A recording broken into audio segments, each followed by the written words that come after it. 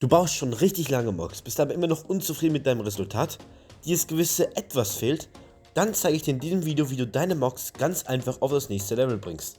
Also worauf warten wir noch? Legen wir los. Zunächst einmal gibt es einen ganz grundlegenden Tipp. Verwende freie Formen für deine Grundplatten.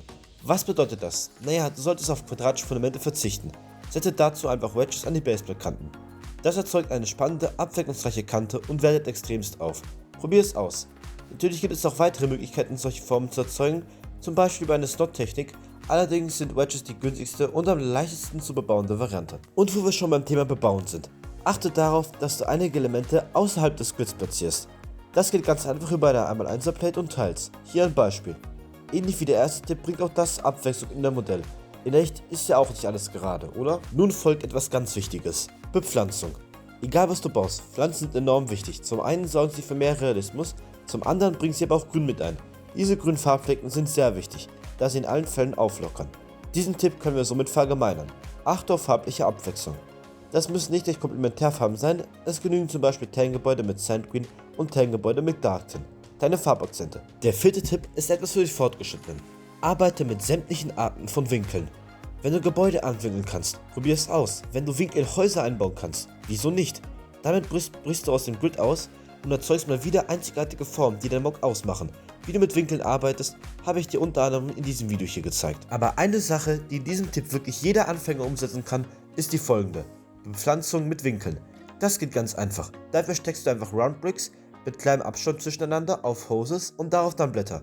Schon kannst du die Hose biegen, et voilà, du hast einen gebogenen Baum, den du dann nochmal anwinkeln kannst, sodass du sehr leicht komplett aus dem Grid ausbrichst. Anschließend empfehle ich dir, mit neuen Bautechniken zu experimentieren. Je besser und spannender deine Bautechniken sind, desto besser ist meistens dein Mock. Natürlich sollst du nicht irgendwie versuchen, den Effekt eines normalen Bricks durch eine komplizierte Slot-Technik zu erhalten, aber das ist, denke ich, trivial. Wenn du bautechnische Inspiration suchst, kann ich dir eigentlich alle Videos auf meinem Kanal empfehlen.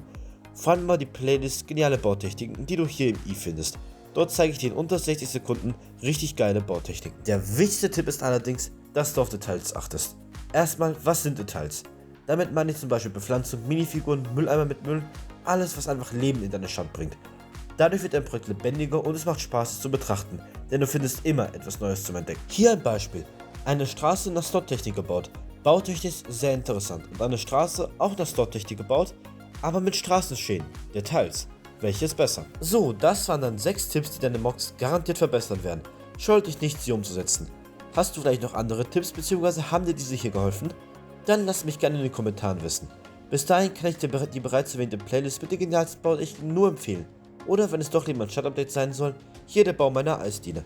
Damit würde ich sagen, sehen wir uns in einem dieser Videos. Also, bis zum nächsten Video. Tschüss.